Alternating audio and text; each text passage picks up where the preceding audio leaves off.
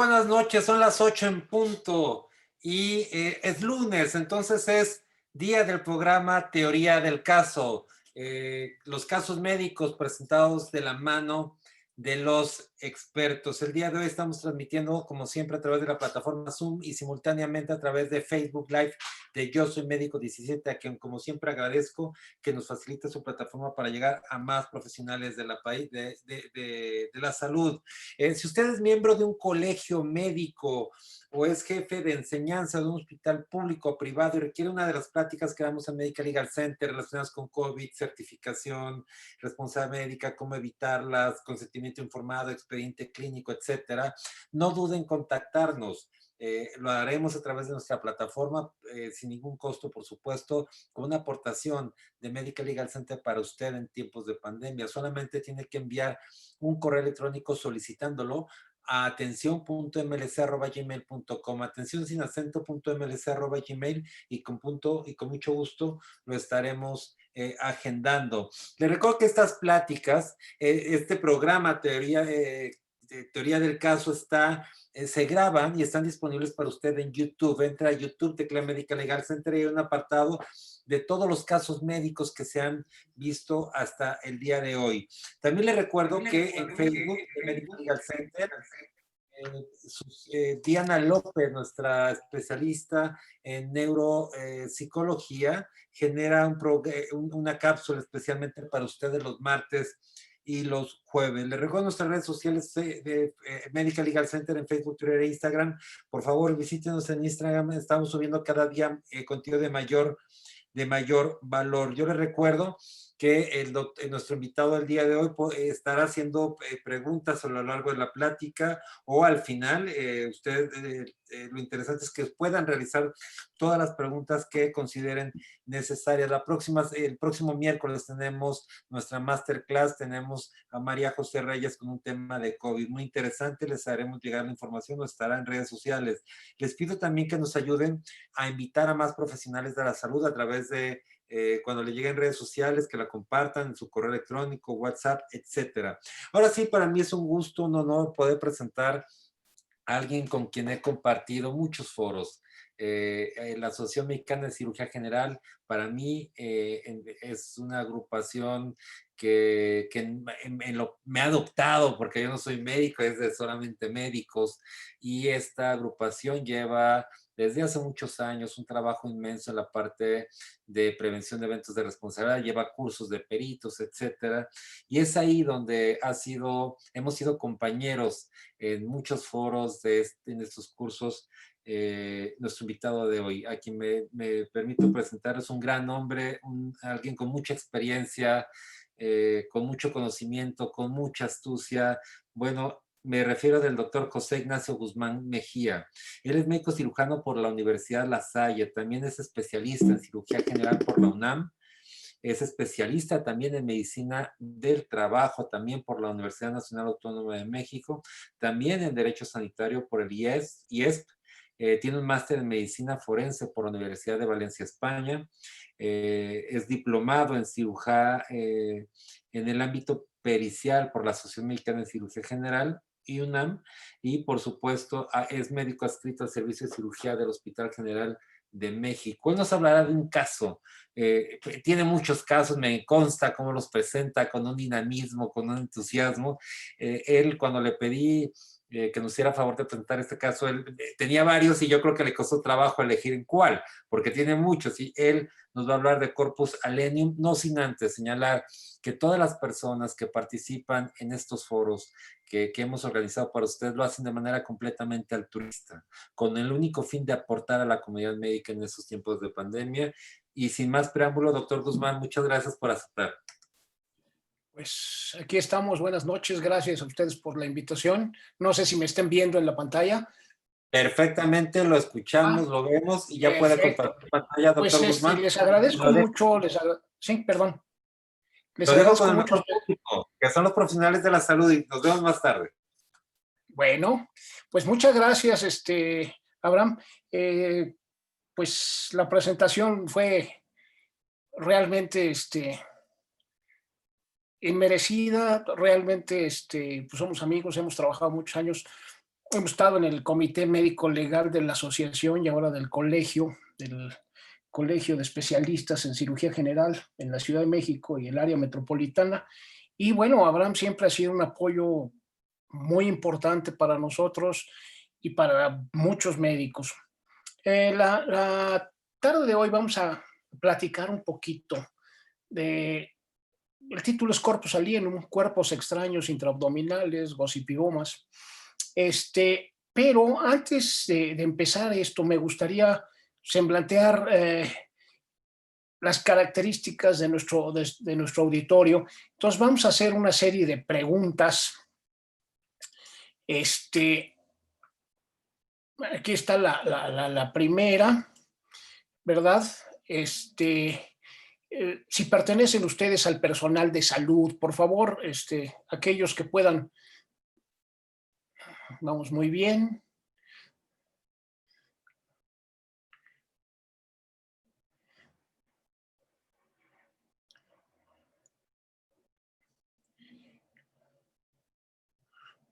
Ok, pues prácticamente el 90% es personal de salud.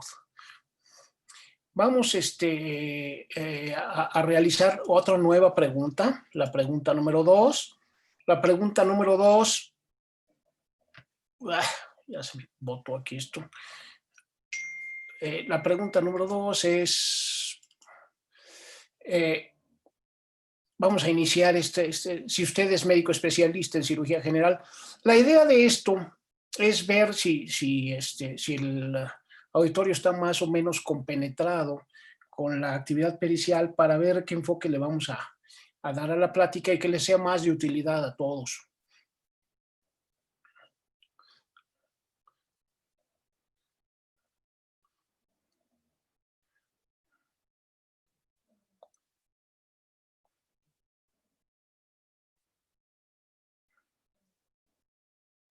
Ok. Entonces, la mayoría de nuestro auditorio nos dice que es médico con otra especialidad que no son cirujanos generales. Ahí tenemos personal de enfermería, tenemos abogados y tenemos otras profesiones distintas que me da mucho gusto que estén interesados en el tema. Bien. El 49% son médicos con otra especialidad.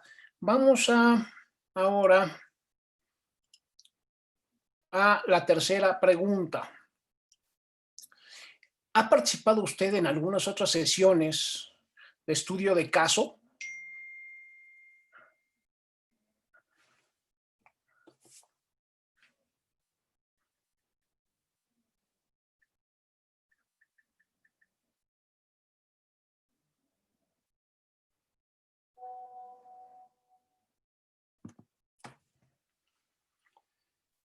Ok. El 81% sí lo ha hecho, me da mucho gusto. Eso nos va, 30 segundos, nos va a ayudar mucho a poder enfocar esto. Vamos a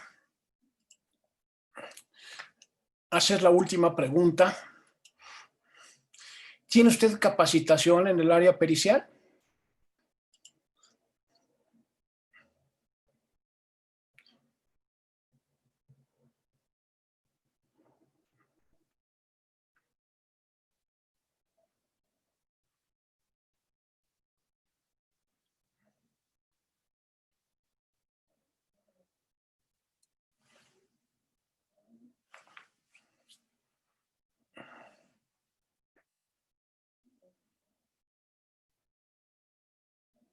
Bien.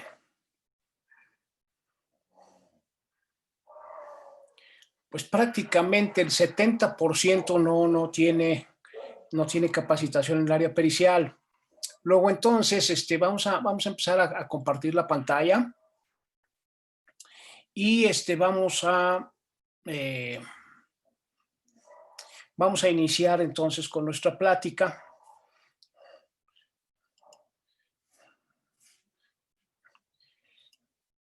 Y voy a hacer un pequeño repaso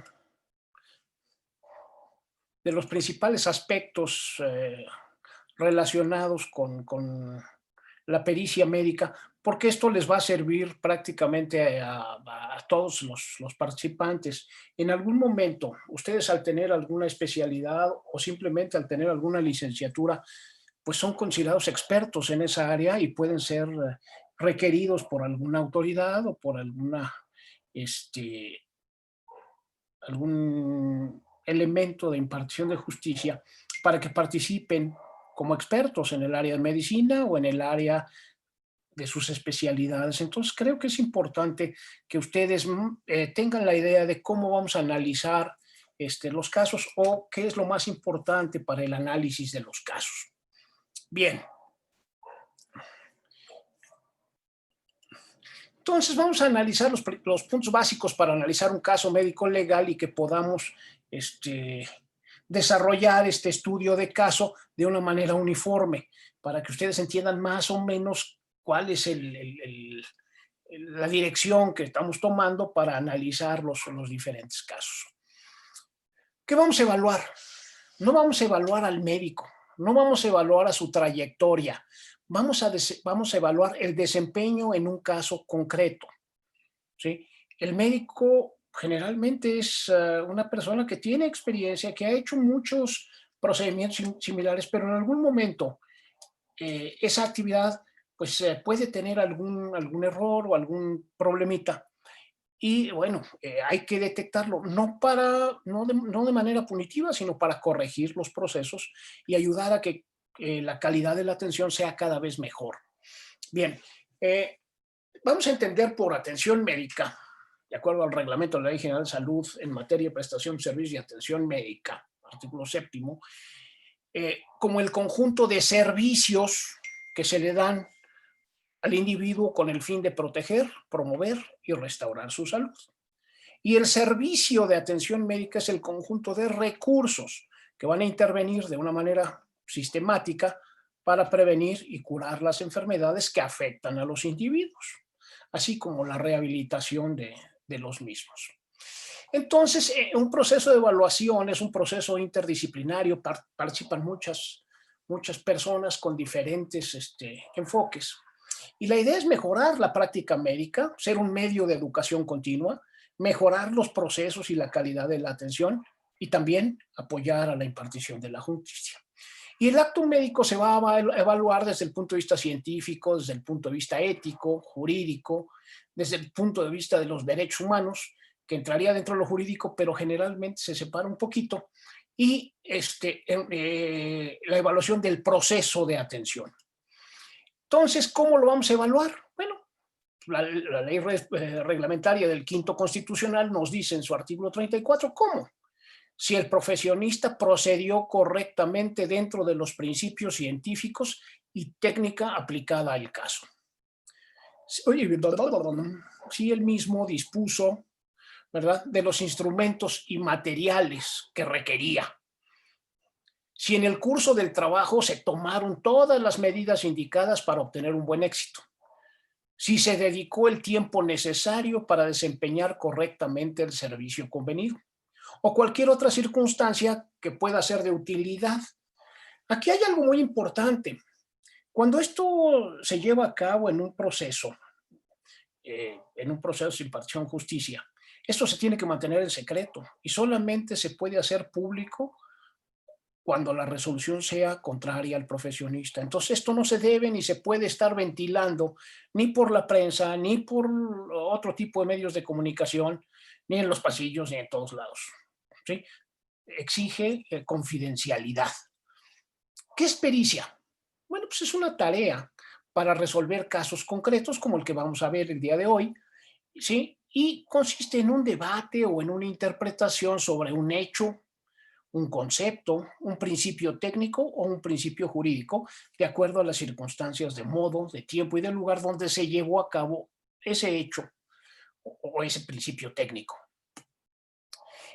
Pero para nosotros, ¿qué es la pericia médica?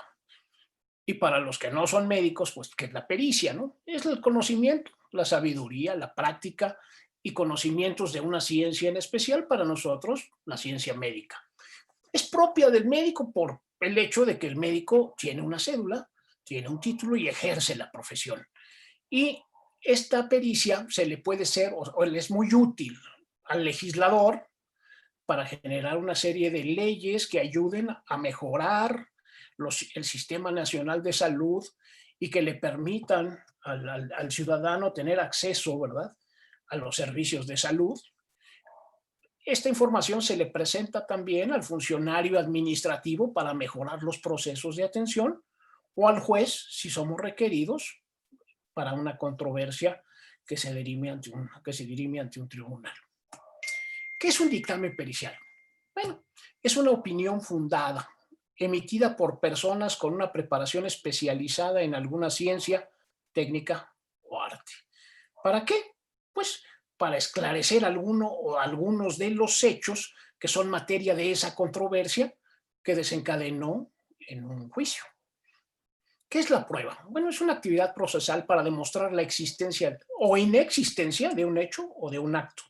Y esto debe ser resultado de un análisis experto y fundamentado. Otra cosa que tenemos que entender es cómo lo vamos a hacer. ¿Cuál es el método que vamos a llevar a cabo para poder analizar estos casos? Bueno, se debe uno hacer llegar todos los documentos, todas las pruebas que tenga y que sean indispensables para conocer precisamente de una manera muy objetiva el objeto del peritaje. Y para nosotros como médicos, el expediente clínico es fundamental. Nosotros estamos acostumbrados a utilizar el método científico, ¿verdad? Y entonces, en base a ese método científico experimental, vamos a extrapolarlo a lo que vamos a hacer en el estudio de nuestro caso. Bueno, vamos a observar, ¿qué vamos a observar? El motivo de la controversia, el motivo de la litis. La inducción, ¿a qué corresponde? ¿Cómo nos vamos a hacer llegar de información? Bueno, a través del expediente médico forense, que es distinto al expediente clínico. El expediente médico forense tiene otros elementos que vamos a ver si podemos revisar. Nuestra hipótesis de investigación, pues tiene que ser si hubo buena o mala práctica en base a lo que vimos en el expediente. ¿Y cómo vamos a comprobar y experimentar? Bueno, haciendo un análisis, una discusión, contrastando con la lex artis médica, ¿verdad?, que son los principios científicos y los principios éticos que se encuentran en la literatura indexada. Tomamos en cuenta las circunstancias de modo, de tiempo y de lugar, y si hay un nexo causal entre el hecho o la omisión y las condiciones o las complicaciones que tuviera el enfermo. Y una vez que hayamos observado, que hayamos hecho nuestra inducción, que tengamos nuestra hipótesis y que ya hayamos analizado todo, vamos a emitir una tesis o una antítesis. Y estas son nuestras conclusiones. Esto es lo que vamos a hacer la tarde de hoy. Vamos a darles unos elementos, ustedes van a analizar y van a opinar si se cumplió o no se cumplió. Si no se cumplió, ¿por qué no se cumplió? ¿Existió una falta en deber de cuidado, que es la negligencia? ¿Exigió impericia? ¿Exigió imprudencia? ¿Existió un exceso de confianza o existió dolo? En este caso vamos a tratar es un caso que armamos precisamente para esta sesión. Entonces vamos a ver qué hizo cada uno del personal médico, cuál fue su acción, cuál fue su omisión y cuál fue su resultado o consecuencia. Y esto lo vamos a contrastar con la norma científica o con la norma jurídica. Si esto está de acuerdo a la norma de manera positiva, quiere decir que actuó como la norma dice que tiene que actuar. Si no se adecuó a esta norma, bueno, entonces puede sobrevenir una pena o una sanción. ¿Qué ven ustedes ahí? Véanlo 10 segundos. Obsérvenlo bien. ¿Ven una roca que está flotando? ¿Sí? Pero ¿qué pasa si tomamos otro punto de vista? Ahora, ¿qué le pasó a la roca? ¿Dónde está la roca? Bien, pues los casos médico-legales son como esto. Si no observamos todas sus facetas, si no tomamos en cuenta todo, nosotros cuando queramos analizar un caso, pues vamos a tener cierto sesgo que no debe de ser. ¿Sí? Aquí ustedes pueden ver a una gente tocando un saxofón o pueden ver a una muchacha de perfil. Entonces, el lobo siempre va a ser malo solo si escuchamos a Caperucita. Tenemos que escuchar a todos, tenemos que analizar todos los puntos de vista, ¿sí?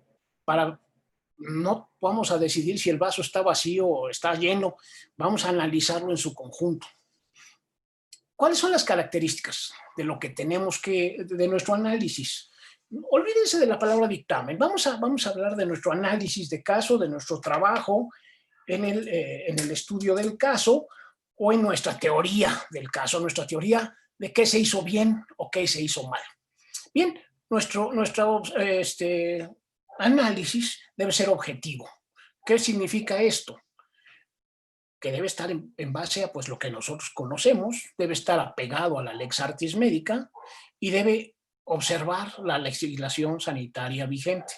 Este último párrafo a veces nos cuesta trabajo porque a nosotros nos encanta la ciencia, nos encanta la técnica, nos encantan las nuevas innovaciones terapéuticas, pero difícilmente regresamos a ver cómo nos regula la sociedad.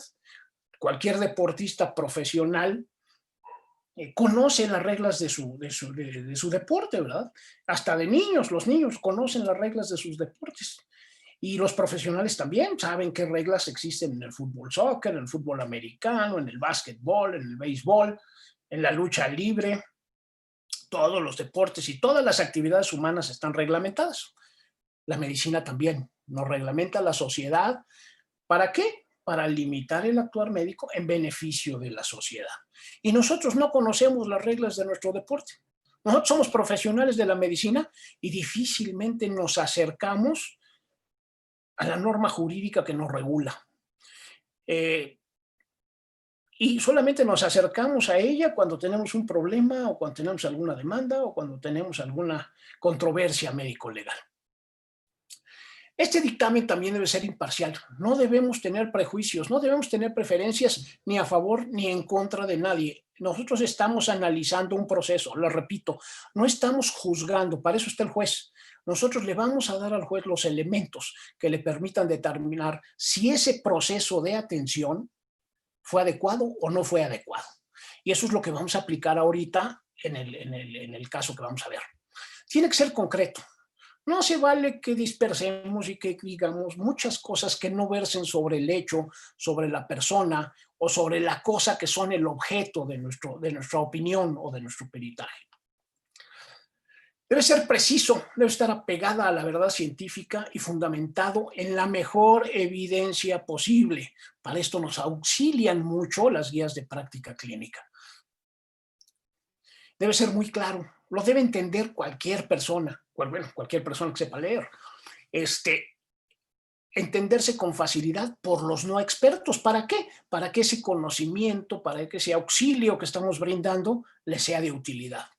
Debe efectuarse en un lenguaje sencillo, sin tecnicismos, y si es necesario usar esos tecnicismos, bueno, hay que aclararlos en el cuerpo del mismo dictamen, o en el cuerpo de la misma opinión técnica, o en el cuerpo de la misma opinión o asesoría, por ejemplo, como se hace en las comisiones nacionales y estatales de arbitraje médico.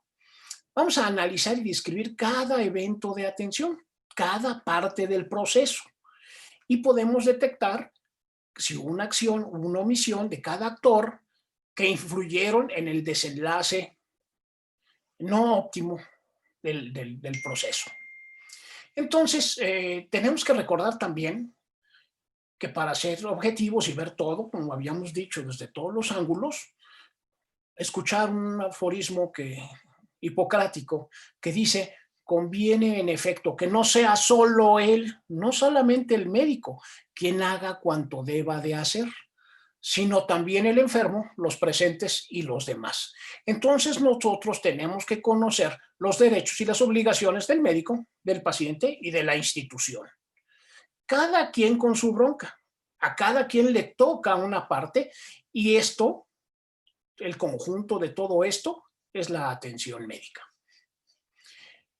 La atención médica, volvemos a repetir, es el conjunto de servicios que se proporcionan al individuo. ¿Para qué? Para proteger, para promover su salud o para restaurarla o rehabilitarla. Y cuando esto no es posible, pues para prodigarle cuidados paliativos que le ayuden a terminar su vida con dignidad. Bien, ¿en qué se basa esto? Nosotros tenemos que tener tres vértices importantes en nuestro tratamiento. Primero son los principios científicos. Estos se basan en evidencia científica y en la libertad que tenemos para escoger de las alternativas terapéuticas la mejor para el caso en concreto. También principios éticos, ¿verdad? Obligaciones y valores éticos. Estos, bueno, los conocemos desde hace muchos años. Están ya descritos desde antes del juramento hipocrático, y después en el juramento hipocrático vienen perfectamente bien todos estos principios, ¿verdad? El principio de beneficencia: voy a trabajar en favor de mi paciente, no le voy a provocar un daño, no le voy a provocar una lesión a propósito, ¿sí? No maleficencia. Autonomía: voy a respetar su voluntad, ¿sí? No le voy a imponer lo que yo quiero, yo le voy a presentar un abanico de posibilidades y él va a escoger lo que él crea una vez informado, ¿sí? Bajo una libertad consciente. Y bueno, estos principios pueden ser utilitaristas, ¿verdad? Para el administrador, bueno, la ética utilitarista es muy útil. ¿Por qué? Porque le dice que lo bueno es lo rentable, lo eficiente, lo económico. Nosotros vemos las tres partes, vemos lo útil, ¿sí? Lo eficiente, pero también vemos el deber ser, lo deontológico, y la virtud, nuestros principios, nuestras aspiraciones, qué queremos ser o cómo queremos, qué clase de cirujano queremos ser. Y también, bueno, estamos limitados por los principios jurídicos que nos dan derechos, pero nos confieren también obligaciones. Y entonces estos criterios de interpretación, dependiendo de todo esto, pues va a haber criterios jurídicos que se van a reducir a la interpretación de normas civiles, penales, administrativas, en lo que ya habíamos visto del aspecto bioético, ¿verdad? A los principios y al juramento hipocrático y a los principios médico-forenses. Se reduce a la interpretación penalística de la misma medicina. ¿Qué obligaciones tiene el médico y qué obligaciones vamos a ver si las cumplió o no las cumplió en este caso? Vamos a ver la obligación de conocimientos, de habilidades y de destrezas, no de obtener la curación. Entonces vamos a analizar si fue legítima la atención, si fue razonablemente segura, si fue idónea, si estuvo aceptada libremente por el paciente y si fue justa, estaba pegada a derecho, acordes a principios, o equitativa, ¿verdad? No hay desigualdad entre las partes y hay distribución equitativa de los recursos. ¿Por qué? Porque se trata de una institución. Y al final tenemos que ver si hay un nexo causal o no lo hay. Bien, hay criterios de conexión, ¿verdad? Que son causas necesarias, o sea, las causas que necesariamente tienen que ocurrir para que el hecho cause un daño, suficientes.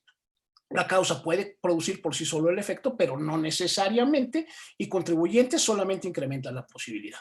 Bien, vámonos al caso de la noche de hoy. Se trata, y vamos a aplicar todo esto que dijimos.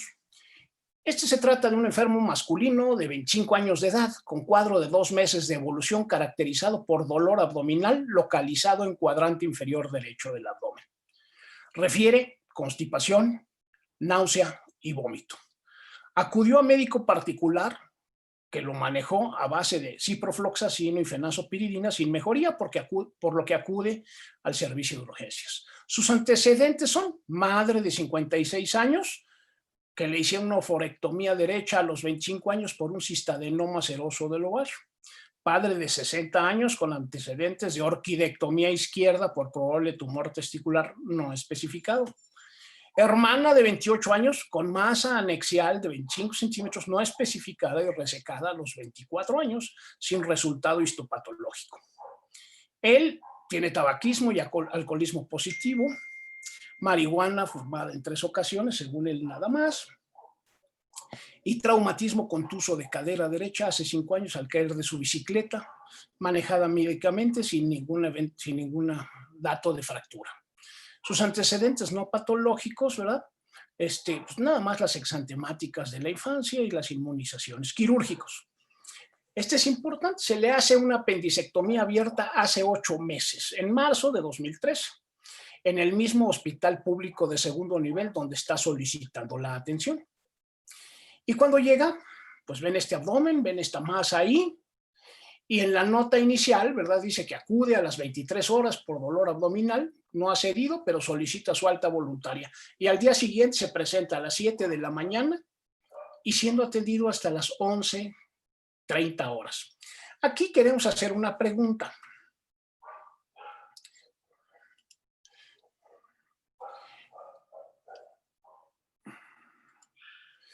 Y esta es la votación número 5.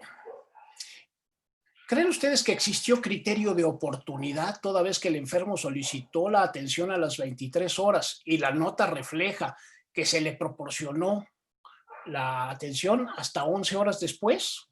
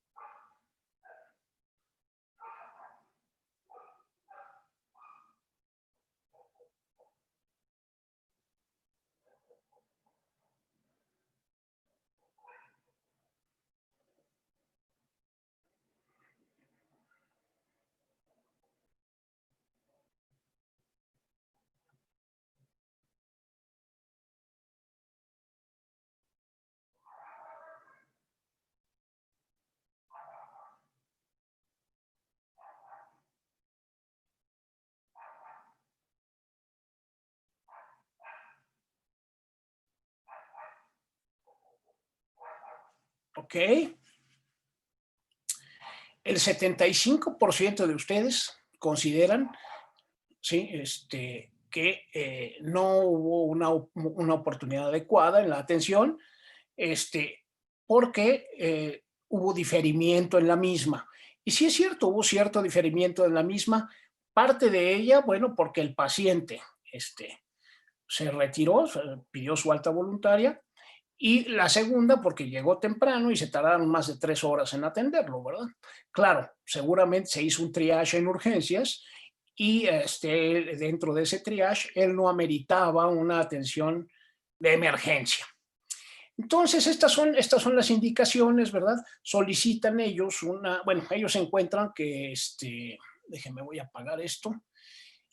Ellos encuentran que tenía un dolor no especificado y solicitan la interconsulta a cirugía. A la exploración física ellos encontraron un abdomen globoso a expensas de panículo adiposo y masa intraabdominal palpable entre unos 15 y 20 centímetros. Como estaba gordito, no se podía palpar adecuadamente y en fosa ilíaca derecha. Discretamente móvil en sentido horizontal, con maniobras de Montenegro y Smithy Bates que sugieren masa intraperitoneal. Tenis peristalsis presente y no hay datos de irritación peritoneal. Vean ustedes la nota, ¿verdad? Cómo está hecha la nota, nada más tienen un parrafito abajo diciendo que la inspección general, con masculino, con edad similar a la cronológica, 2, 3 regloncitos y no explican absolutamente nada. Y en la nota de interconsulta por cirugía, esta es la nota de entrada, no se lee nada, tiene una firma ilegible, le tachamos aquí el número de el número de registro del médico, aunque no tenía su nombre, ¿verdad? Y, y prácticamente, pues, ellos dicen que no se encuentra nada, que probablemente eh, tiene una radiografía sin niveles, que no es una urgencia, que probablemente se trate de una infección de vías urinarias. Tenemos la siguiente pregunta. Ay, perdón.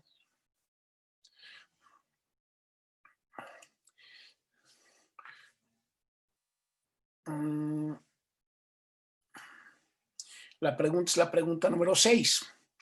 La nota médica de interconsulta por cirugía, ¿cumple con el mínimo exigible por la norma oficial mexicana?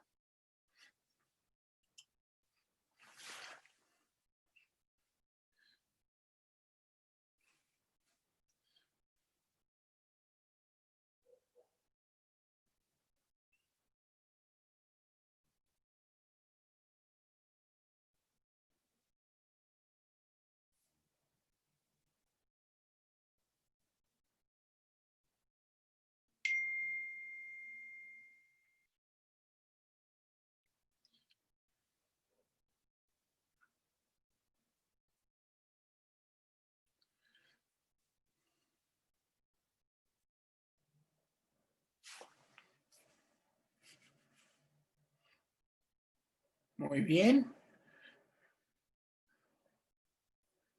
Tenemos prácticamente el 94% de las personas que nos dicen que no cumple. Y tienen razón, no cumple. Faltan algunos parámetros que deben tener, ¿verdad? Que ustedes atinadamente notaron, ¿verdad? No tiene el nombre del, bueno, en una la tachamos el nombre del paciente, pero aquí no tiene el nombre del paciente. Sí tiene signos vitales, pero realmente es una nota que no se entiende y no tiene el nombre ni la firma, ¿verdad? Del médico que la atendió, del especialista que la atendió. Le piden exámenes de laboratorio. En estos exámenes de laboratorio ustedes notan que hay 16,300 leucos, ¿verdad?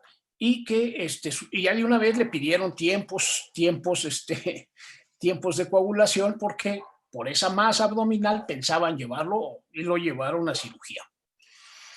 También le pidieron una química sanguínea y vieron que tenía una glucosa de 117, una creatinina de 1.1, pruebas funcionales hepáticas prácticamente normales, amilasa y lipasa dentro de límites, pero por los antecedentes también le piden marcadores tumorales, los cuales pues, todos salen en límites normales.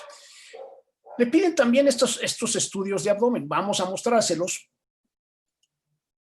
Estos son los estudios simples.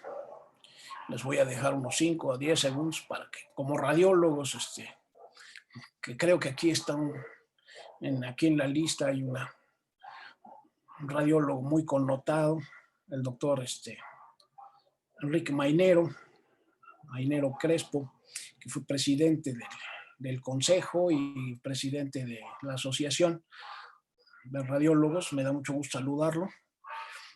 Y bueno, ya vieron esta, ahora vean esta.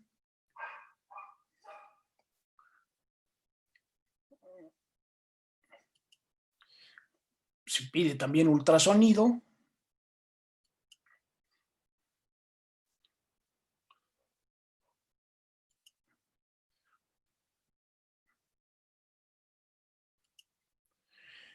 Que dicen que hay una imagen lineal que sugiere trayecto que se extiende al tejido celular subcutáneo, recomendándose hacer una fistulografía, pero no se observan colecciones a nivel del tejido celular subcutáneo. Ante la duda dicen, bueno, pues no, yo sigo palpando una masa, pido una tomografía, y en la tomografía ven esta imagen. No sé si ven la flechita, pero sale esta imagen y sale esta imagen.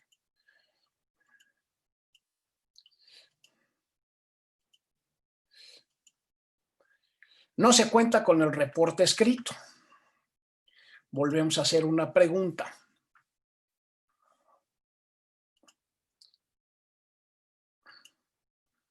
Ay. Espérenme, déjenme echar adelante la pregunta.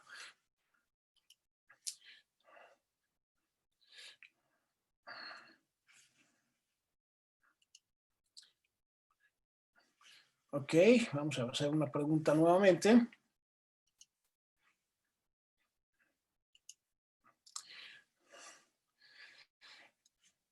Vamos a iniciar la votación. ¿Qué piensan ustedes? ¿Que esta ausencia de reporte por escrito fue por falta de cuidado del personal del archivo? ¿Fue por indolencia del personal administrativo de radiología que no lo mandó a archivo clínico? ¿Mutilaron el expediente para ocultar un elemento? ¿O todas las anteriores?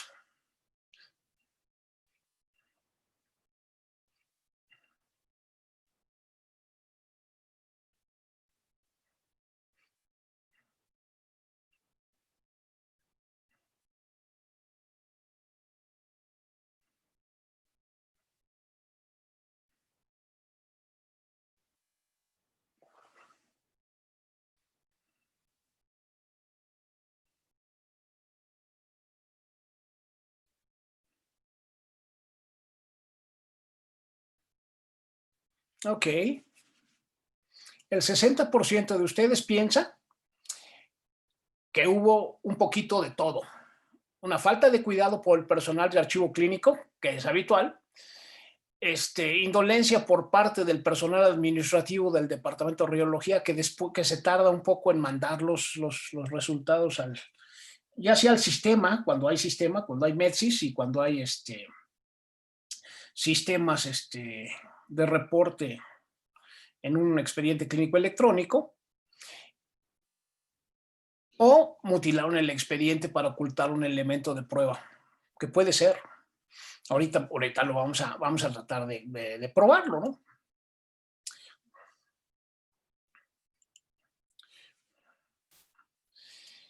El diagnóstico de presunción en esa tomografía y en estos estudios es una masa intraabdominal de densidades heterogéneas con marcadores radioopacos sugestivos de un cuerpo extraño.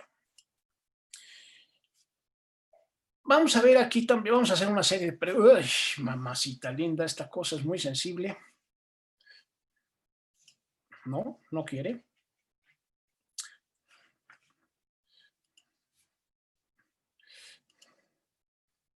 Ok. Vamos a hacer la siguiente votación, que es la votación número 10. ¿Ustedes creen que este protocolo de estudio que hicieron, en el cual incluyeron una exploración física dudosona, exámenes de laboratorio y exámenes de, ¿cómo se llama? Exámenes de gabinete, ¿creen ustedes que fueron los adecuados?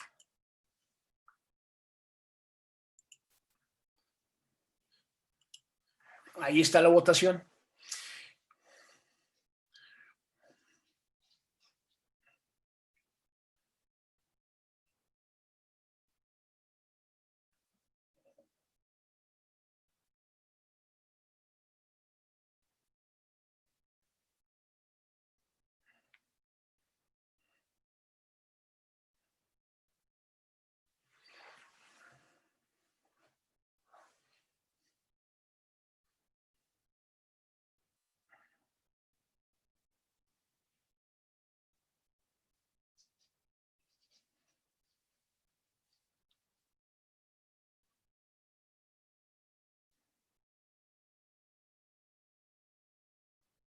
Ok. 60 dicen que sí y 40 dicen que no. ¿Qué otras cosas pudieron haber faltado para que este estudio fuera completo? Probablemente omitieron algunas cuestiones, de reportar algunas cuestiones clínicas, ¿verdad? A ver, ahora vamos a ver la siguiente pregunta. La pregunta número 11. ¿Advierte usted algunos elementos de mala práctica hasta el momento en este proceso de atención?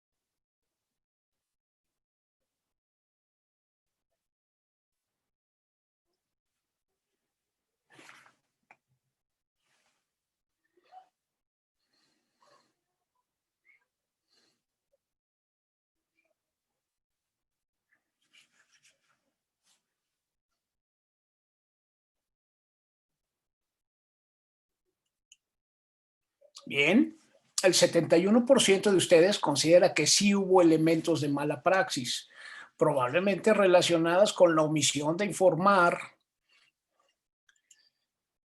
los hallazgos radiológicos, ¿verdad? O tomarlos en cuenta.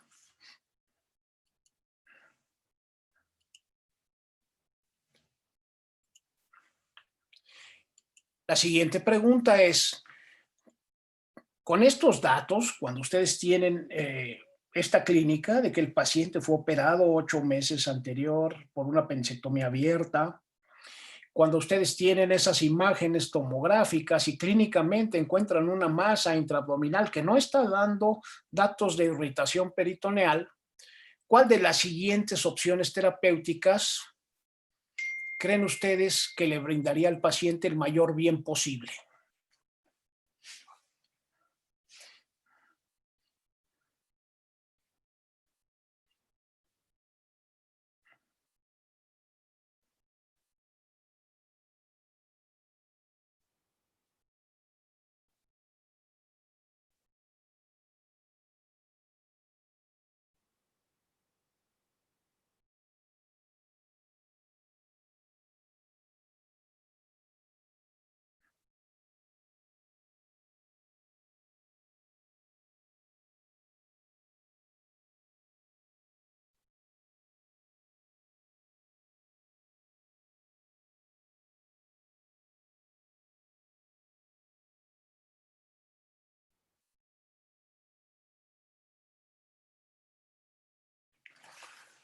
Bien. Ay, está demasiado sensible esta cosa.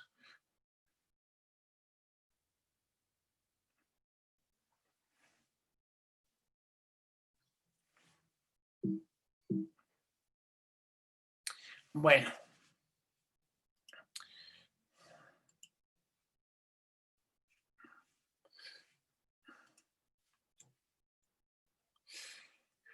entonces los cirujanos deciden someterlo a una laparotomía exploradora, no de urgencias, lo estabilizan y lo programan para en las próximas 24 horas realizar la laparotomía y realizan una carta de consentimiento bajo información en un formato institucional que sabemos tiene ciertas deficiencias. Pero sin embargo señala como beneficios la confirmación diagnóstica, la resección de la masa intraabdominal, porque ese es el diagnóstico con el que lo meten, apendicitis aguda, absceso apendicular residual contra una tumoración de sigmoides. Entonces, deciden, los beneficios era confirmación diagnóstica, resección de la masa intraabdominal, posible curación y evitar la progresión de la enfermedad. Dentro de los riesgos, en esa carta de consentimiento bajo información, hablan de riesgos agudos como sangrado, o infección de sitio quirúrgico, recurrencia del proceso infeccioso, perforación intestinal, fístula enterocutánea o enteroatmosférica, peritonitis generalizada, progresión y diseminación de la enfermedad maligna, choque séptico y muerte. Señalan como riesgos asociados a las condiciones del paciente, porque esto también es importante señalarlos, la obesidad, el tabaquismo, el alcoholismo y las adicciones, el síndrome metabólico, las alteraciones del proceso de cicatrización asociados a estos últimos, la falta de apego a indicaciones médicas y eventos cardiovasculares y trombóticos. Señalan como procedimiento consentido una laparotomía exploradora con revisión de cavidad, resección y estudio transoperatorio de la tumoración, atención a las emergencias que se presenten de acuerdo a la libertad prescriptiva y experiencia del cirujano. Y señalan como alternativas terapéuticas el manejo conservador, la laparoscopia diagnóstica.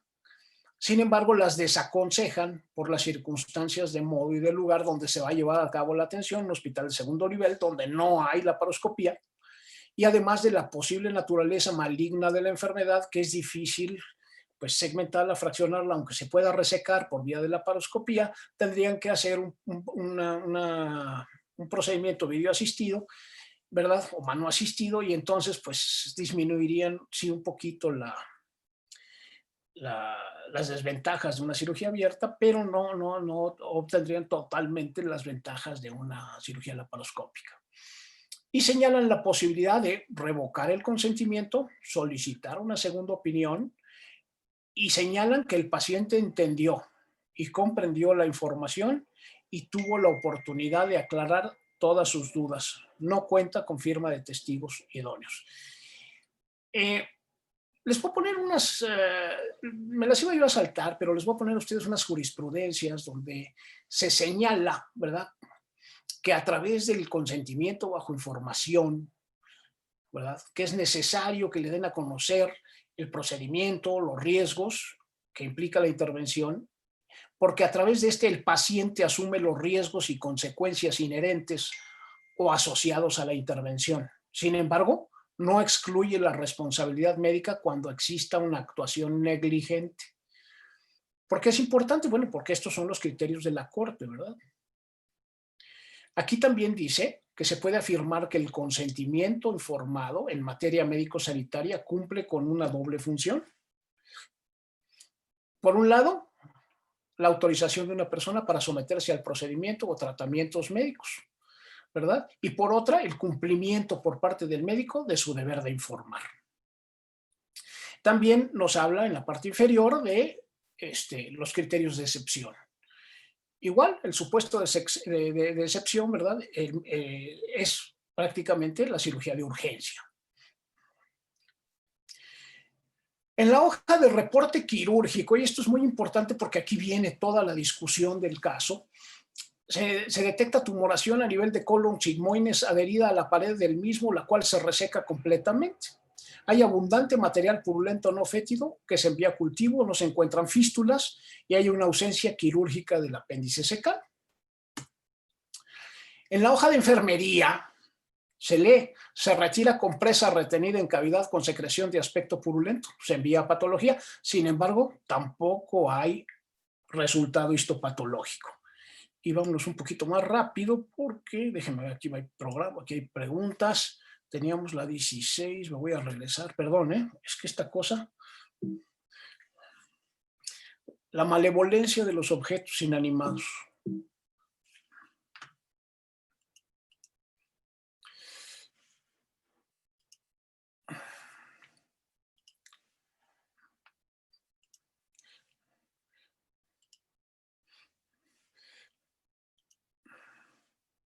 La pregunta número 15. ¿Los hallazgos reportados en la hoja de enfermería transoperatoria coinciden con los señalados en el reporte quirúrgico?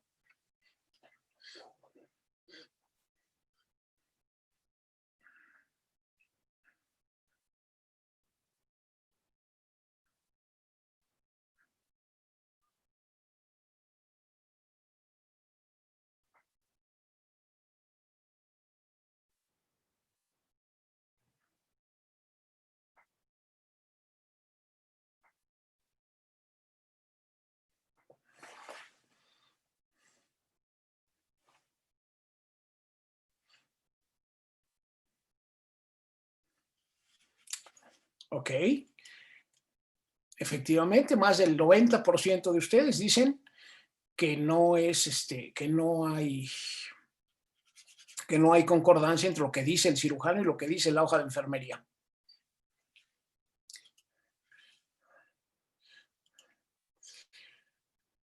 ¿Cuál podría ser la causa de que no haya concordancia entre estos dos documentos importantes para la pericia médico-legal?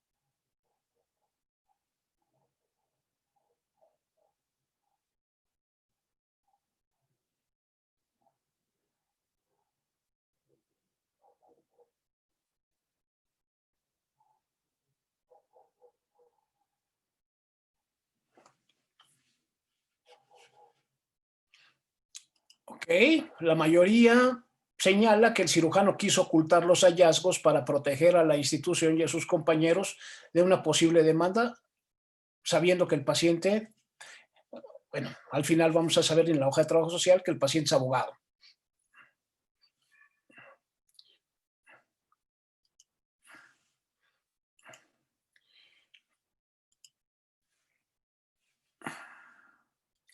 Y tenemos una pregunta adicional que dice, ¿el mentir sobre los hallazgos u ocultar una evidencia es constitutiva de mala práctica y es punible? O sea, ¿la ley lo castiga?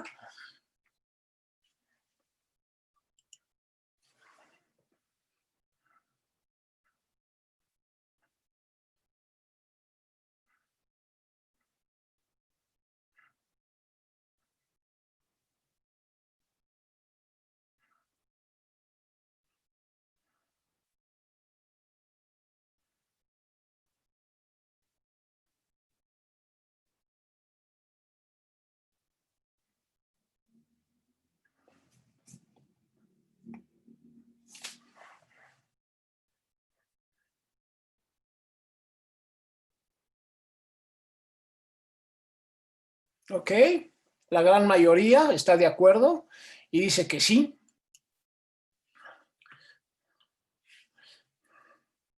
Que la ley lo castiga, ¿no? Aquí están las notas de evolución, el paciente evoluciona perfectamente bien, inclusive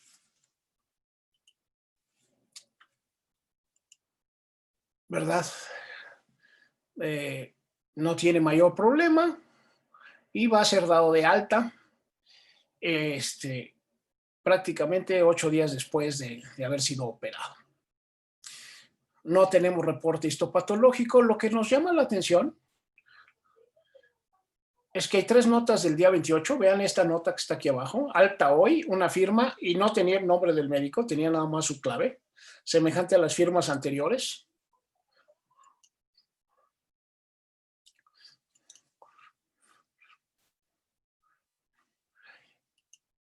Estas 3 notas de egreso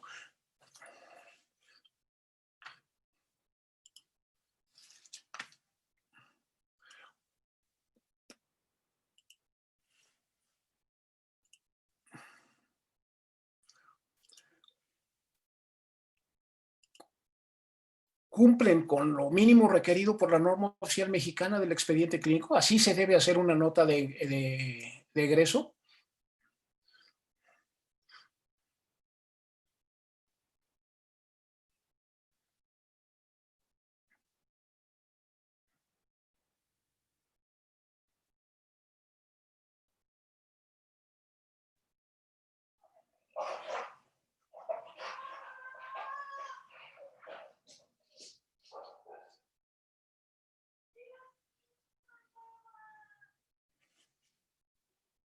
Ok, pues prácticamente el 99% nos dice que no. ¿Es adecuado que existan 3 notas médicas de egreso en la misma fecha en el mismo expediente clínico?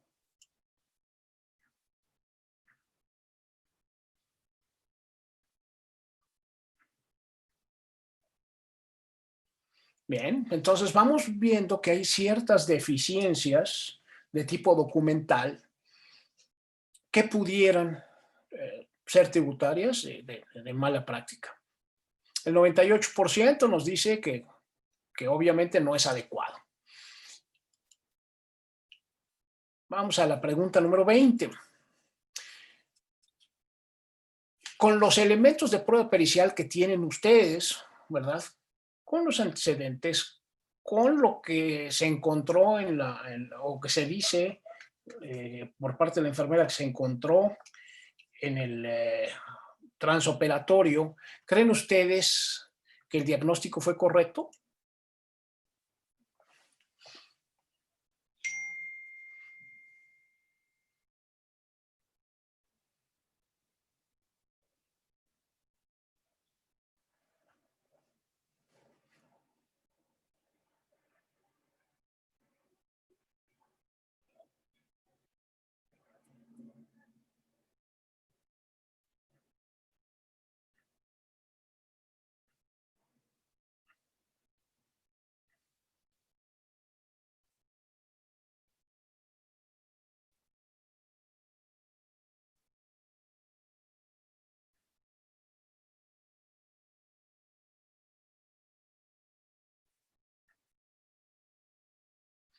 Ok.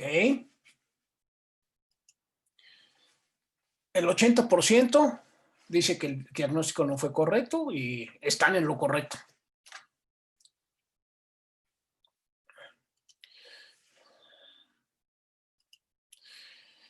Hacen un ultrasonido de control, ¿verdad? Para checar que no haya colecciones, que no haya nada, el paciente está en buenas condiciones y lo dan de alta. Esta es la hoja de trabajo social, ¿verdad? En que ingresa el paciente al servicio de cirugía, diagnóstico anterior a apendicectomía, ¿verdad? Y es licenciado en Derecho. Entonces, las preguntas últimas, con los elementos de prueba pericial, ¿piensan ustedes que el diagnóstico fue correcto? Esto es para ustedes, esto no lo van a contestar porque no están aquí anotadas. O si el diagnóstico fue modificado. Piensen ustedes, porque ustedes están haciendo el dictamen. Bien, entonces los llaman y les presentan el expediente médico legal, les presentan la denuncia, las declaraciones, otros expedientes, una serie de pruebas sobre las cuales les preguntan a ustedes y ustedes van a contestar. Esta es la comparecencia, la denuncia de hechos,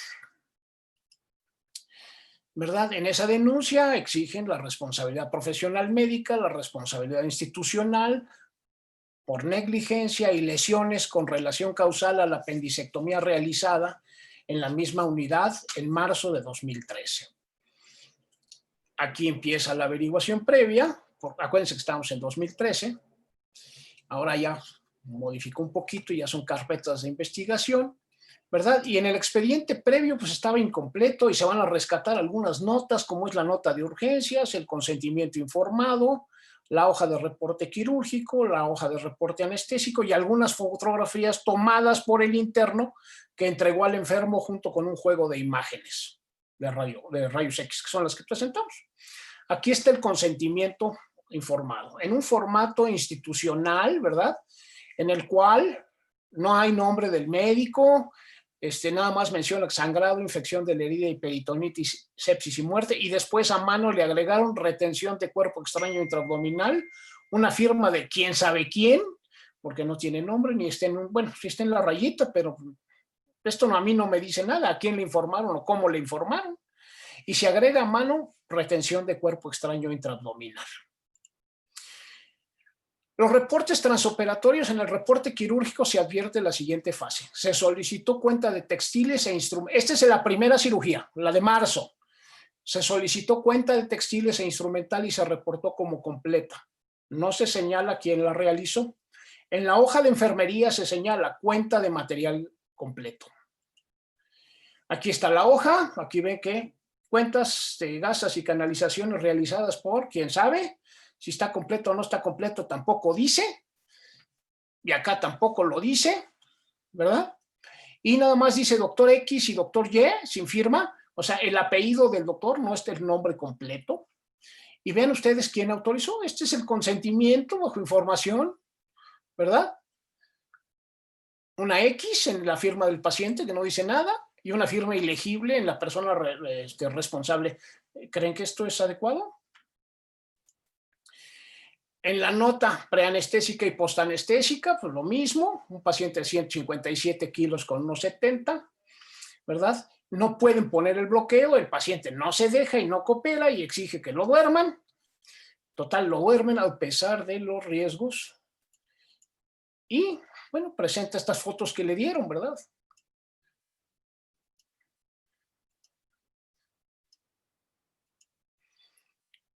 Las preguntas finales. Existen elementos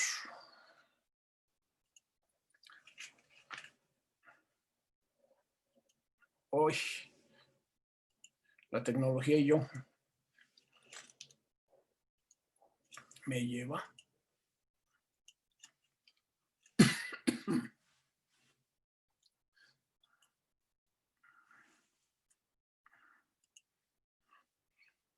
la carta de consentimiento cumple con lo exigible que señala la norma oficial mexicana.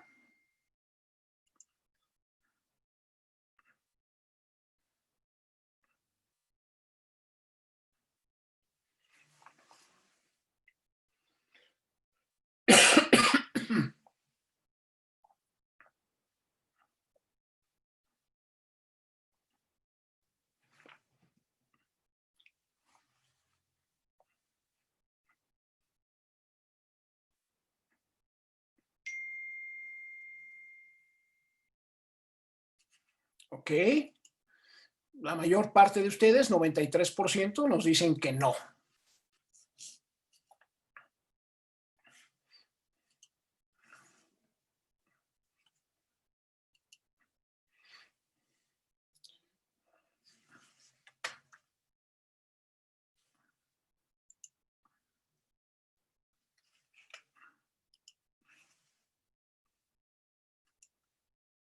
Las notas médicas del reporte quirúrgico y anestésico se apegan a lo mínimo y exigible por la norma oficial mexicana.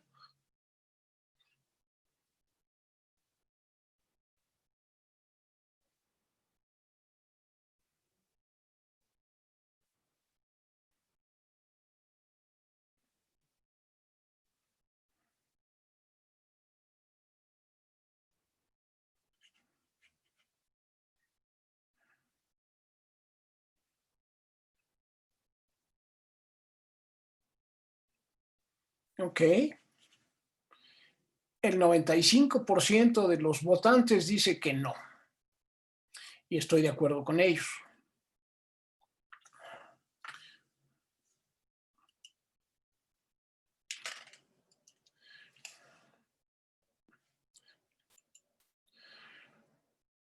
¿Existen elementos para determinar quién fue el responsable de haber dejado la compresa durante la primera cirugía?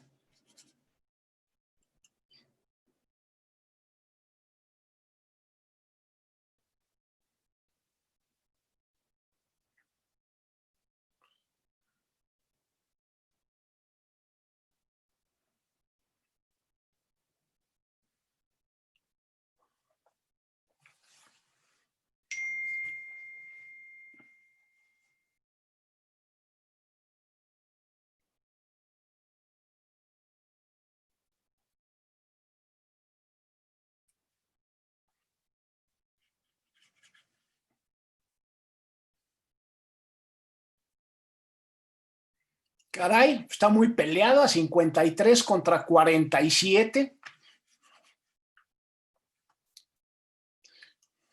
¡Ah! Ahora vamos a hacer otras preguntas, ¿verdad?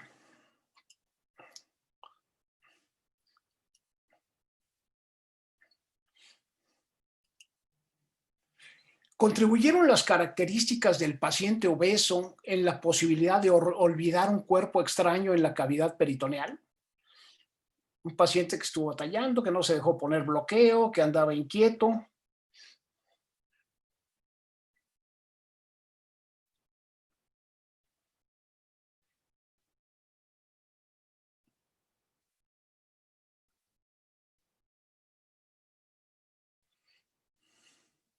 Una carrera muy parejera.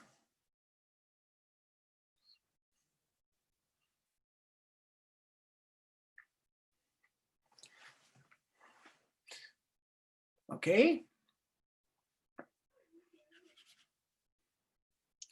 52 dicen que no, 48 dicen que sí. Es posible que sí hubiera influido, sin embargo, no es excusa para que se hubiera olvidado un textil, ¿verdad? Ahora, la enfermera señala que ella contó y dijo que estaba completa. El cirujano confía en ella en un acto de confianza en su equipo quirúrgico, ¿verdad? Y pues cierra al paciente. ¿Quién fue el responsable del conteo de las gasas?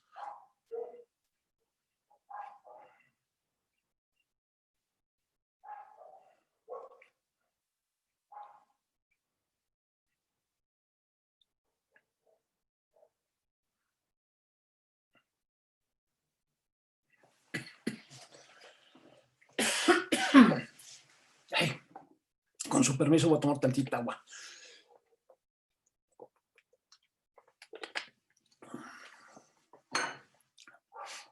Ok. El 43% dice que los tres y tienen razón.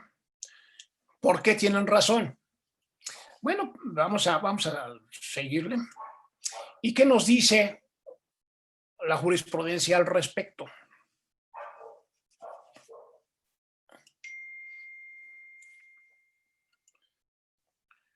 Nos dice que el acto quirúrgico formando equipo con el cirujano se ha sostenido incluso que en el ejercicio de la medicina de equipo, un probable es que el enfermo no conozca más que al facultativo en jefe, al menos en intervenciones comunes. Así es que el tribunal colegiado considera que la nota distintiva del equipo médico en una cirugía constituye la presencia de un cirujano, quien es el jefe, ya que actúa secundado por auxiliares médicos y paramédicos y especialistas con autonomía científica como los anestesiólogos.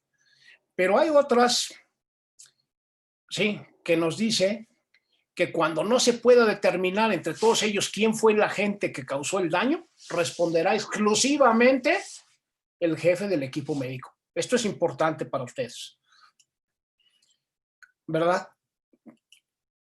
Bien.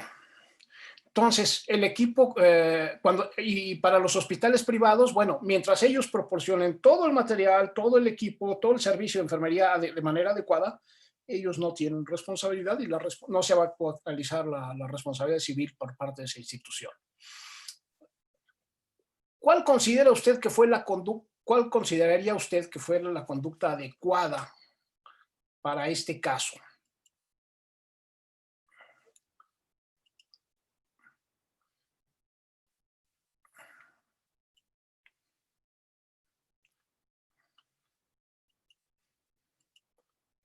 Ay.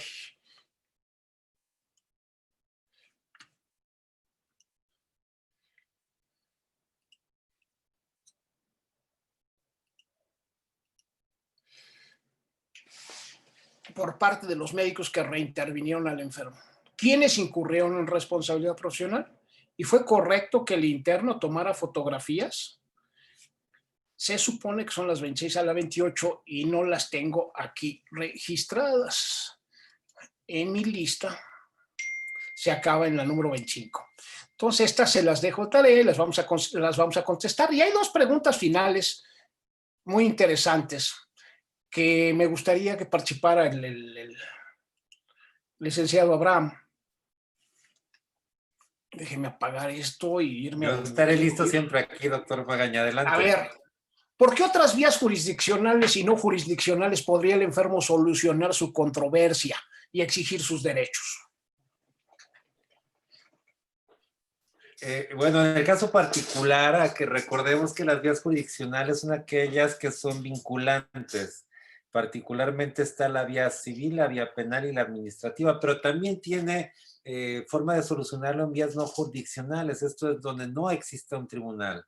Y particularmente me refiero a las comisiones de arbitraje médico, y también hoy en día existen los métodos alternos de solución de controversias, que son aquellos que nos facilitan esas circunstancias, que pueden ser oficiales o no oficiales. Hoy en día, tanto en el ámbito civil como en el ámbito penal, se ofrece este servicio inmediatamente después de presentar la denuncia o la demanda y la contestación de demanda. Pero también yo podría acudir a cualquier centro de justicia alternativa y con la ventaja de poder sentarme a finiquitar un caso sin la necesidad de la intervención de un tribunal. Excelente. ¿Y cuáles serían sus pretensiones a través de cada una de ellas? Ay, doctor Guzmán, bueno, el caso particular, yo puedo presentar cualquier tipo de pretensión. Sin embargo, cuando entramos a un medio no jurisdiccional, regularmente vamos a llegar a un acuerdo muy relacionado con los documentos que pueda justificar que realmente erogué. Esto es, si yo digo, oye, quiero una cantidad de X, pero no la justifico, va a ser muy difícil que avance. Mientras que en el ámbito jurisdiccional, por ejemplo, tendrían, particularmente en el ámbito civil, de llegar a una sentencia, podrían tener la posibilidad de tener una sentencia por daño moral. Y el daño moral, pues puede ser que es muy subjetivo, pero en el ámbito de una conciliación somos mucho más objetivos. Se llega a un arreglo regularmente mediano entre las pretensiones de las partes, pero si su pretensión va a ir muy enfocada a lo que legalmente pueda acreditar, que son las notas de reparación del daño. Muy bien. Y en el caso particular, ¿qué le aconsejaría usted al médico? Doctor, bueno, yo soy un convencido y lo digo de verdad que cuando un médico no es inocente, aunque le exijan 1 peso o 2 pesos y el trámite judicial o extrajudicial nos lleve 100, si tenemos la razón hay que defenderlo, pero cuando no es así, cuando realmente existe una responsabilidad del médico, y vaya que no podemos decir que no existe, porque eso es decir que somos perfectos o que no somos vulnerables. Bueno, cuando eso ocurre, yo soy un convencido que la mejor opción es llegar a un arreglo inmediato, porque es desgastante para el médico y no solamente para el médico, también para el paciente, y hay que ponernos en lugar de él. Y entonces en esos casos de sí hay responsabilidad, mi opción siempre es llegar a un acuerdo lo más pronto posible. Doctor Guzmán, ya me hizo mucho La participar. última, la última, la última. Pero la sesión ¿Qué es suya. pasaría? ¿Eh? La sesión es suya, pero dígame. Vámonos, está bien, está bien, está bien. Nada más le Adelante, quería yo adelante. preguntar si la cadena de custodia de las fotografías fue la adecuada y en esas fotografías en las que no hay nombre, no sabemos nada, pueden ser admitidas o pueden ser refutadas como medio de prueba. Porque esto es Bueno, importante. A veces nos quedamos con los videos de una cirugía laparoscópica. A veces gente ajena toma fotografías y esas fotografías las quieren hacer valer como una prueba. ¿Qué sí, o requiere incluso una fotografía para ser realmente un elemento de prueba? sí, bueno, todas las fotografías y los videos de las endoscopías, de los procedimientos laparoscópicos, sí tiene que tener una cadena de custodia, porque además, ¿qué garantía tendría la autoridad que ese video corresponde a ese paciente? Yo podría de manera inadecuada o ilegal presentar una endoscopía y decir que es de otro paciente y no habría forma de poderlo identificar. Entonces, indiscutiblemente tendrá que haber una cadena de custodia donde pueda autentificarse o autenticarse que corresponde a ese mismo paciente, como muchísimas otras pruebas y que son fundamentales. Doctor Guzmán, qué bárbaro, ¿eh? Qué bárbaro. Ya nos fuimos muy lejos, pero me da mucho gusto. No sé si hay alguna pregunta del auditorio, creo que aquí debe haber alguna. Hay varias, vamos a ver. Dice, solo puede... Dice, excelente ponencia. Creo que estos análisis de caso ponen sobre la mesa la ausencia de conocimiento de aspectos médicos legales, sin pasar por alto la baja importancia por parte del personal de salud del significado del consentimiento válidamente informado. El doctor Robles Elías dice, a quien envío un saludo, dice, desde Nogales, dice, solo pueden tener característica de indicio, no de prueba plena. Se refiere particularmente a estas pruebas. Así Él es es, médico y es así es, abogado. así Eh, es. dice también José Martínez, el doctor José Luis Martínez desde Monterrey, dice, excelente ponencia. Ah, bueno, Saludos. fue quien nos habló ahorita este comentario. Oscar Chapa, el arreglo extrajurisdiccional garantiza que el paciente no pueda proceder con vía penal y civil. Bueno, quiero comentarles que antes de la reforma sí no se garantizaba, hoy se garantiza. Si llegamos a un arreglo, en esta vía ya tiene efectos de una ejecutoria y puede establecerse que no proceda penal y civilmente.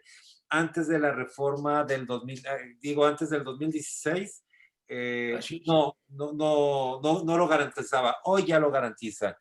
El Bueno, doctor Mainero, desde el punto de vista administrativo, no existe supervisión del expediente clínico y de los procesos de atención médica graves alteraciones a la norma. Dice también Edgar Echeverría, con respecto a las fotografías, considero que está bien tomarlas, pero no entregarlas al paciente. ¿Qué opina usted, doctor Guzmán? bien. Bueno, dentro del mismo consentimiento bajo información, tiene uno que solicitar al paciente su autorización para tomar fotografías. Esas fotografías deben tener distintos fines. Uno puede ser enseñanza, otro puede ser protocolos de investigación. Entonces, estas fotografías en realidad pues es parte del expediente clínico y pertenecerían a la institución y puede solicitarlas el paciente en diferentes maneras. Lo puede solicitar directamente a la institución, lo podía solicitar a través del IFAI, pero realmente no es correcto que un miembro del equipo de salud le esté dando parte del expediente sin un recibo, sin algún método de comprobación que le entregó un documento o que le entregó una fotografía. No es correcto. Seguramente, aquí lo pusimos de esa manera, porque muchas veces nuestros internos o nuestros residentes chiquitos se conduelen del enfermo y se conduelen sobre todo en las instituciones grandes en las que les empiezan a llegar pacientes de segundo y de primer nivel a los terceros niveles y entonces les da tristeza que el paciente esté tan amolado y que lo estén engañando o alguna cosa de esas, se conduelen de ellos y le empiezan a dar información y eso es un problema, eso es un verdadero problema, no debe ser. Sí, el doctor Mainero dice, este caso nos revela la falta adecuada de un trabajo en equipo, falta de semiología adecuada, además de la falta de resultados de los exámenes de imagen y el diagnóstico histopatológico. Oscar Chapa, una vez que el paciente es dado de alta del hospital y el expediente va al archivo clínico, ¿quién es el responsable de que se mantenga completo? Archivo clínico. Excelente. Leticia, sí, adelante. Sí, sí, archivo clínico. Esa es la función de archivo clínico. Una vez que uno entrega el expediente y archivo clínico lo recibe, archivo clínico es el responsable de la custodia y de la integridad de ese expediente. Excelente. El doctor Basurto, ¿desde cuándo está reglamentada la autorización de fotografías clínicas? Perdón, no le escuché. El doctor Basurto, a quien envío saludos de Veracruz, él está en Veracruz, dice, ¿desde cuándo está reglamentado la autorización de fotografías clínicas? Bueno, desde siempre para tomar fotografías de alguien requeríamos autorización y respecto al tema de la cadena de custodia, particularmente en el nuevo Código Nacional de Procedimientos Penales que entró en vigor de manera obligatoria en todo el país en 2016, contempla el tema de cómo debe llevarse a cabo estas cadenas de custodia. Leticia Navarro, excelente presentación, felicidades. El caso nota falta de trabajo en equipo, deficiencia en el manejo del expediente clínico, falta de responsabilidad del equipo en cuanto a la letra, completamente ilegible. Susana Novelo, para mí, dice el mensaje es que el médico no solo debe estar atento a lo que él hace, sino que debe supervisar lo que hacen los demás, porque al final es el único que manda responsabilidad, porque es el jefe de equipo. De cualquier manera es injusto. A todas luces hubo negligencia desde la primera cirugía y se continuó en la segunda. No es justificación, pero el exceso de trabajo es comúnmente la causa de todos los errores. Argeli Sainz, excelente plática, muy dinámica. Francisco Zapote, en atención médica institucional, en la demanda de servicio es alta. En ocasiones ello puede originar problemática en el servicio. Sin que ello obligue a disminuir culpas, ¿se puede evaluar en un proceso de demanda esta situación? Definitivamente. El hecho, sí, detalles que no documentamos. Yo me encuentro muchas veces, bueno, usted contesta, doctor, la pregunta es para usted. No, está bien, contéstela, va muy bien. Sí, lo que ocurre es de que en el ámbito institucional yo puedo tener a 50 pacientes y sucede que no puedo atender a los 50 de manera simultánea, entonces es deficiente la atención. Luego entonces, si yo no documento que estaba atendiendo a otros pacientes mientras este paciente se agravaba, pues obviamente no voy a tener manera de defenderme. Particularmente los casos, son frecuentes más en los casos de obstetricia institucional, en donde me piden que le pasó algo a una paciente, pero ocurre que nomás había 2 médicos, había 50 pacientes y una la tenían cesárea. Entonces, sí pasó eso, hubo responsabilidad sin duda, pero institucional, no mía. Yo no me puedo dividir en 50 y además no hice ninguna nota. Entonces, cuando ocurre eso, yo voy al expediente y trato de justificar que estaba en el otro lugar simultáneamente y eso, claro que me excluye de responsabilidad. El tema es de que no documentamos. Sergio Pérez, en los hospitales privados y públicos la mayoría no cuenta con un banco de imágenes para poder utilizarlos en esos casos de demanda. Esto sería responsabilidad institucional. Por aquí vi una de Gildardo Cepeda, dice, el control y cuenta del material y equipo que se ingresa a un quirófano corresponde como obligación hacerlo tanto a la circulante como al instrumentista. Ello como parte del equipo quirúrgico que son, de lo cual les debían obligaciones y responsabilidades legales, precisamente como profesionales de la salud que son. Jacqueline Pérez, si alguien del equipo dice, si alguien del equipo decide tomar fotografías y no existiera un consentimiento al respecto, no sabemos si lo hay, ¿el resto del equipo es responsable también? Sí, sí, el jefe del equipo responsable. Ahora, lo que se hace generalmente son fotografías clínicas en las cuales no se identifica al paciente y entonces es difícil que sean utilizadas con otros fines. Esto es lo que pasó aquí. Aquí estas fotografías son fotografías de la compresa, pero ¿quién me dice que son de ese paciente? Sí, Ahora, yo creo que hay que respetar el derecho de autonomía del paciente. El paciente nunca se va a negar a que se tomen estudios o que se tomen fotografías, siempre y cuando se hable con él y haya una buena comunicación efectiva. El problema es cuando se toman fotografías y no se le avisa y se siente ofendido y se siente vulnerado, pues, en su derecho a la intimidad, ¿no? porque a Excelente. nadie le gusta que lo exhiban en internet, ¿verdad? Cuando lo están amputando, como se ha hecho muchas veces, o que lo exhiban en internet a mitad de un parto, ¿verdad? Y lo suban a la red y luego se le llegue al paciente por otro lado, ¿no? Eso es lo que no Excelente. está bien. Las últimas preguntas. Perla Silva, me parece un acto criminal y condole al asegurar que se llevó a cabo un conteo de material. Doctora Froilán Guerrero dice, ¿el personal de archivo clínico tiene implicación legal al no conservar el archivo clínico completo y localizable? Sí.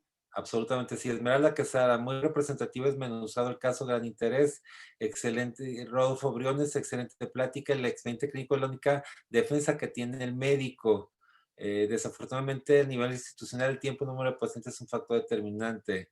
Esmeralda Quesada, es abogado, el paciente lo que le interesaba en realidad era el dinero, claro, como efecto secundario de recuperar su salud. ¿Qué características la última, Edgar Echeverría dice, ¿qué características debe tener un material videográfico para que se pueda tomar como material de la defensa? Bueno, doctor Guzmán, ¿no quiere que yo lo conteste? Por favor, está ya tiene usted ahí la pregunta, si no, ahorita después yo contesto también. Sí, bueno, en el caso particular, el expediente clínico, todos los accesorios, rayos X, PET, radiografías de videograbaciones son parte de un expediente clínico. Y entonces, claro que se presume la buena fe en el caso particular. Sin embargo, sí es importante en la mayoría de los casos poder llevar a cabo una cadena de custodia en algunos casos. Sin embargo, bueno, forman parte del expediente clínico y como tal debe, en el caso de instituciones públicas, es un documento, videos públicos y como tal deben tratarse como tal. Es difícil y lo entiendo, particularmente en los videos, porque cómo justifica que ese video se grabó ese día a esa hora y que corresponde a ese paciente. Entonces, no es fácil, pero bueno, es parte de un expediente clínico. Con esto, yo me despido, digo, hay dos preguntas más. Esmeralda Quesada, tendría como testigo al interno que entregó el material fotográfico, por eso mejor los medios alternos de solución de controversias. Bueno, es un comentario. ¿Existe algún procedimiento, norma de cómo integrar adecuadamente fotografías y videos en un expediente clínico? Sí, está en la norma oficial mexicana 04 del expediente clínico y no dice cómo, pero dice que forman parte del expediente clínico. Doctor, Expediente electrónico. doctor Guzmán, por favor, denos un mensaje final para la comunidad médica. Bueno, pues antes que nada me dio mucho gusto poder cooperar con ustedes, con un poquito de lo que uno ha aprendido. Espero que les haya sido de utilidad. Un saludo a toda la banda, a Oscar Chapa, a todos mis amigos que me están viendo, como dice, o como decía el Poas Olivares. Y realmente quedamos a sus órdenes si necesitan alguna cosa o quieren alguna aclaración de algo de lo que platicamos, pues a través del licenciado Dávila, Pues con usted quiere muchísimo dar sus gusto, datos también, doctor contestamos a su Guzmán. correo. Doctor Guzmán, si usted también quiere dar sus datos, hágalo con toda confianza. No, bueno, ya mis datos estaban en la primera diapositiva, ya las vieron, las pueden volver a ver YouTube. cuando esto se guarde en internet, en YouTube, y ahí pueden ver los datos que yo estoy en el Hospital General. Ahorita no estoy yendo por cuestiones de la pandemia, por cuestión de personal venerable, digo vulnerable, y pero estoy a sus órdenes. Doctor Guzmán, pues no me queda más que agradecerle toda su atención, increíble la introducción, el caso. Muchísimas gracias. Yo quiero agradecerles a todos que se hayan conectado. Les recuerdo que esta plática está grabada y pueden verla a partir de mañana en YouTube. Entren a YouTube, teclean Medical Legal Center y van a ver al doctor Guzmán. Por lo pronto nos vemos ya el miércoles también conmigo, pasado mañana a las 8 de la noche con una masterclass con José María José Reyes nos hablará de un tema de qué ha pasado con cómo están diagnosticando el COVID en la actualidad. Y el viernes, acuérdense el podcast, tenemos muchas listas de este podcast que hablamos sobre la certificación profesional, esta iniciativa que se aprobó en el Senado. El podcast está en Spotify y también en YouTube. No dejen de verlo. Nos vemos. Muy buenas noches hasta el miércoles. Muchas gracias, doctor Guzmán. Gracias a todos. Gracias a todos y muchas gracias por su paciencia.